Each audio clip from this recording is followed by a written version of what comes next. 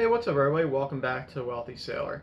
As you can tell, I have a hoodie on today instead of one of my usual t-shirts. That's because it's starting to get colder out here, so I have to bundle up. Now, today is a very special day. This video really wasn't scheduled or planned. I just wanted to make it real quick because I just checked my Mint account, and I scrolled down to the bottom where it says your total assets, and as of today, I have $1 million worth of assets.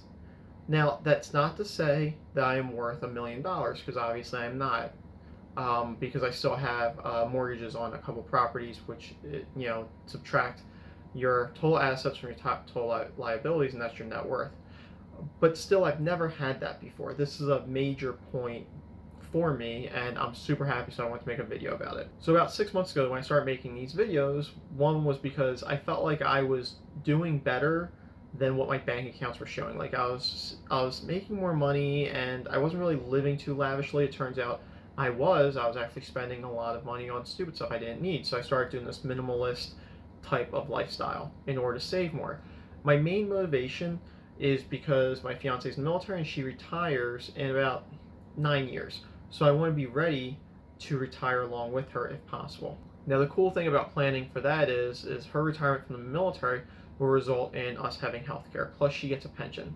So what I need to worry about, my responsibility in all this, is I have to make sure that I have enough money to be able to supply us with housing and travel and all that fun stuff we want to do. And that's been my main motivation behind this. So with that said, for me to be able to grow to $1 million in assets, huge milestone for me. And I'm super happy, and I want to brag about it a little bit.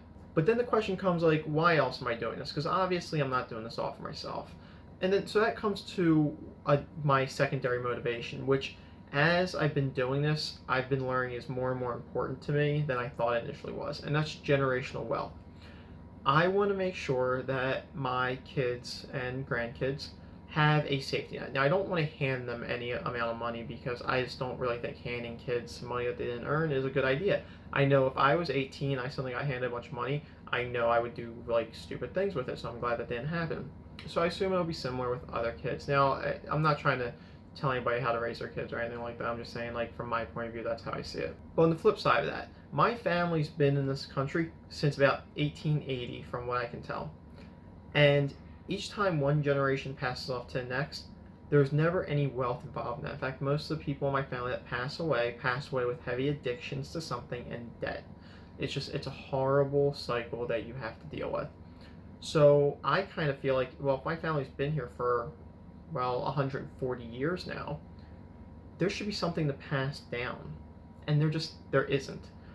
I want to stop that cycle. I want to make sure that I don't know what it is I want to pass down. I mean, like, obviously I have two different properties right now, so that would be two things, plus like my retirement funds and stuff like that.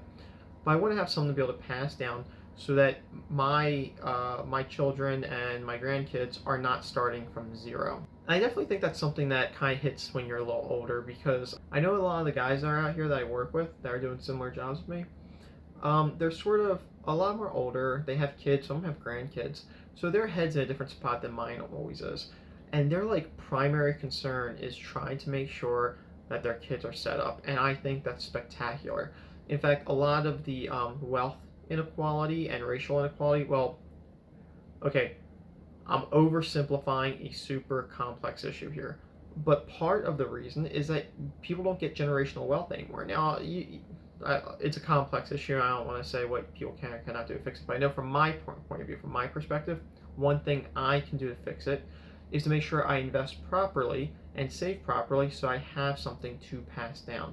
Now, contrary to popular belief, if you're in a bunch of debt and you pass away, your debt does not get inherited to your next of kin. Your debt's erased, but it will take from your estate.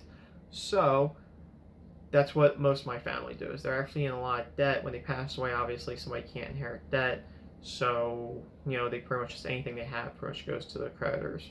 It's just the way it works. So anyway, my primary focus is to make sure that doesn't happen to my kids. I want to make sure that they're set up and they at least have a safety net, however much it ends up being. Just they have something there to catch them if they were to fall, or if they were to get hurt, or any number of things.